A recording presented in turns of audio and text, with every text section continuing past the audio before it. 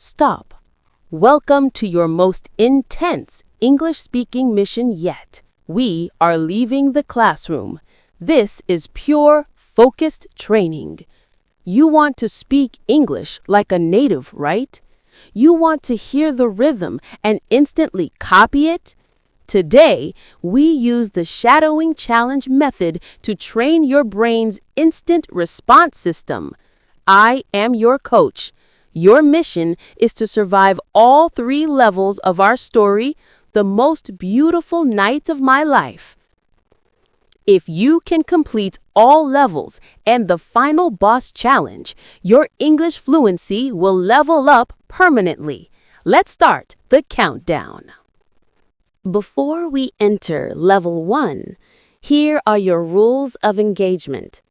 Rule 1, echo.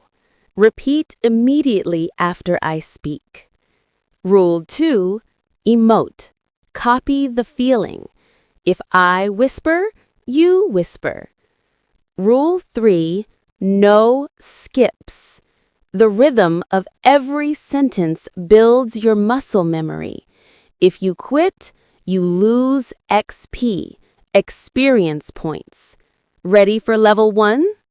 Let's begin. Level 1. The setup.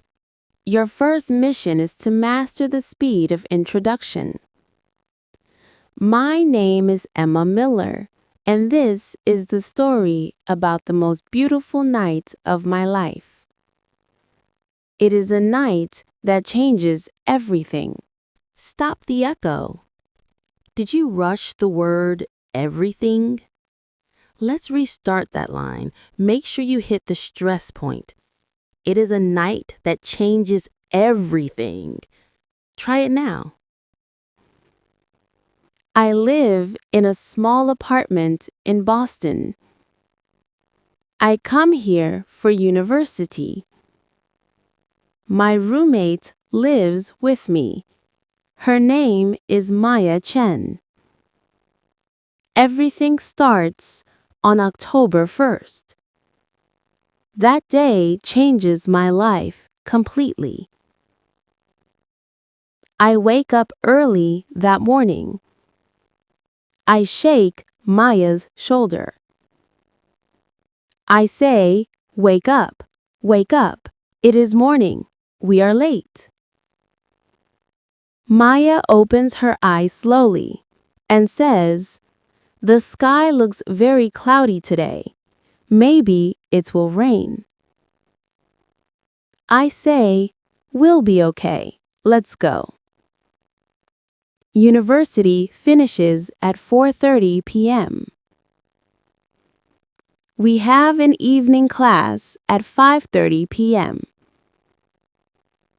Maya and I walk to the cafeteria. Maya says, Emma, I feel very tired today. I don't think I can go to the evening class. You go without me. I ask, are you sure? Maya says, yes, I'll be fine. Go to class. So I go to the evening class alone. Mission complete. Level 1. Good job. Now, prepare for the tension. Level 2. The storm and the connection. Your mission is to maintain emotion under pressure. Finally, it ends at 7 p.m. I walk outside. The sky is now very dark. Big clouds move fast above me. A storm is coming. Focus on the T sound in this sentence. Big clouds move fast above me. A storm is coming. Don't release the T in fast. Try it. Then it happens. Rain starts to fall. Big, heavy rain. It comes down fast and hard. In seconds, I'm completely wet. I don't have an umbrella. I look around. I need to find shelter. Then I see it, an old bookstore on the corner. The lights are on inside. I run to the bookstore and push the door open. A bell rings loudly. I call out, "Hello, is anyone here?" Nobody answers. The store is very quiet. Books are everywhere. Tall shelves reach to the ceiling. The smell of old paper fills my nose. I walk between the shelves. Suddenly, I hear footsteps behind me. I turn around fast. My heart beats hard. A man stands there, tall, with dark hair and green eyes. His clothes are also very wet from the rain. The man says, "Sorry, I didn't mean to scare you." I say, "It's okay. I just came in because of the rain." He says, "Me too. That rain is crazy." He smiles at me. His smile is nice. He says, "I'm Jake. Jake Morrison." I say, "I'm Emma. Emma Miller." Repeat this conversation with the right tone. He says, "I'm Jake. Jake Morrison." I say, "I'm Emma. Emma Miller." Practice the friendly tone. Mission complete, Level 2. You survived the storm. The final challenge awaits. Level 3. The mystery of fate. Your final mission. Master the suspense and soft speaking. We stand there and look at each other. Outside, rain hits the windows hard. Thunder shakes the air. I ask, "This place is strange. Where is the owner?" All the lights go out. The bookstore becomes completely dark. Jake calls out, "Emma, where are you?" I say, "I'm here. I'm right here." Then I feel something. A hand touches mine in the darkness. Jake finds my hand and holds it tight. He says, "Don't worry, I'm here with you." We stand very still. The only sound is the rain outside. Then we see something impossible. One book on a shelf starts to glow with a soft blue light. I ask, "Do you see that?" Jake says, "Yes, I see it. What is that?" I say, "Let's go look at it." We walk slowly toward the glowing book. Jake picks it up carefully. When he opens it, all the lights come back on. Inside are old black and white photographs. They show this same bookstore many years ago. In one photo, a young couple stands at the front door. They hold hands and smile at the camera. They look very happy. I whisper, "They look like us." Jake looks at me. Yes, they really do look like us. Under the photo, there's writing. Sarah and John meet here on a rainy night in 1952. They fall in love. They get married 1 year later. This bookstore brings them together. I say, "That's so romantic." Jake looks at me seriously and asks, "Emma, do you believe in fate?" I say, "I don't know. I never thought about it before. Do you?"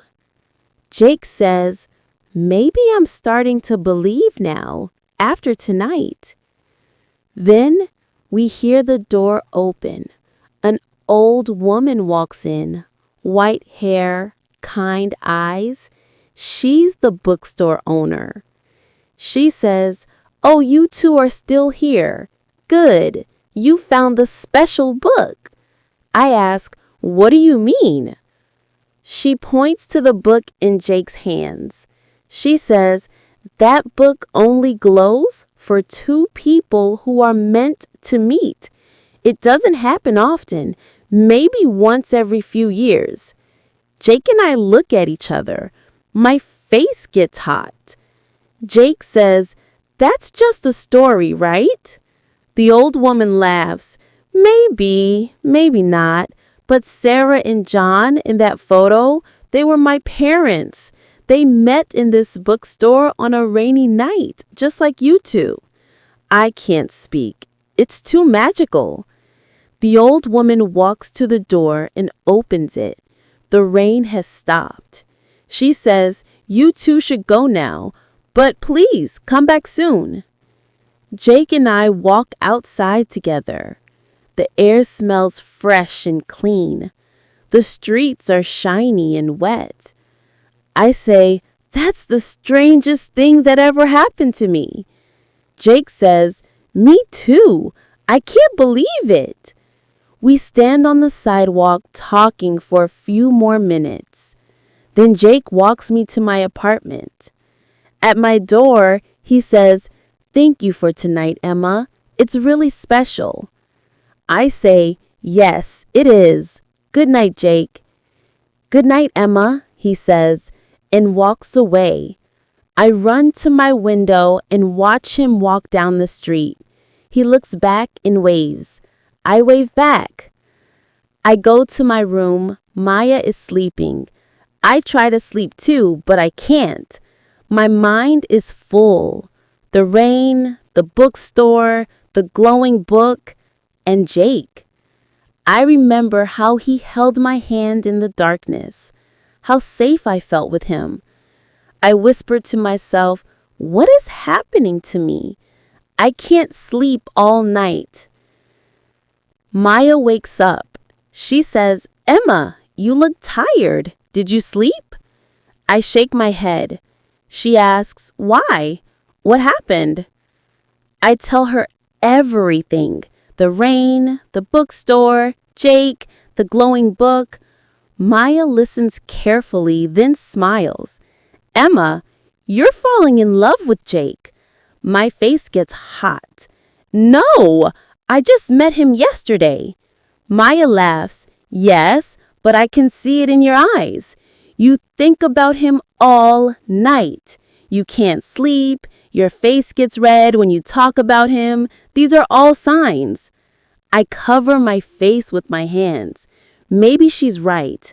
Maybe I am falling in love with Jake. I say, "But I don't know anything about him. I don't know where he lives. I don't have his phone number. I don't know if I'll ever see him again." Maya says, "Then go find him. Go back to the bookstore. Maybe he'll be there." I think about her words. Yes, maybe he will be. I look at the clock. It's 10 a.m. I get ready fast and run to the bookstore. My heart beats quickly. I push the door open. The bell rings. I look around for the red book, but I can't find it. Then I hear a voice behind me. "Hi, Emma."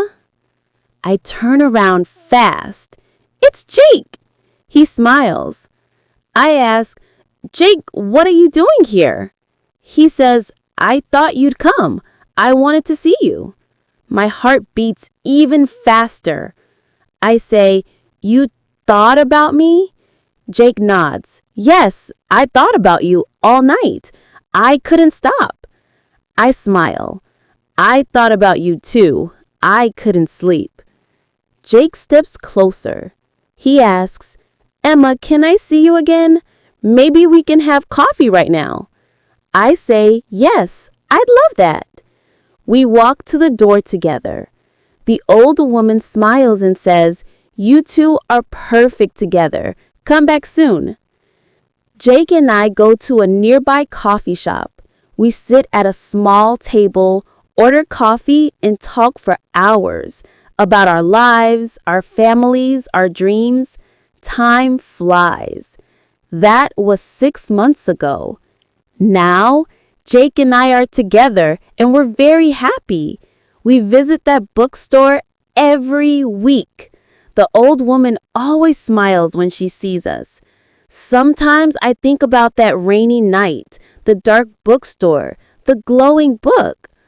I don't know if it was fate or just luck, but I'm glad I ran into that bookstore because that night gave me the greatest adventure of all. It gave me love. Level complete. You have conquered the story. You earned massive XP.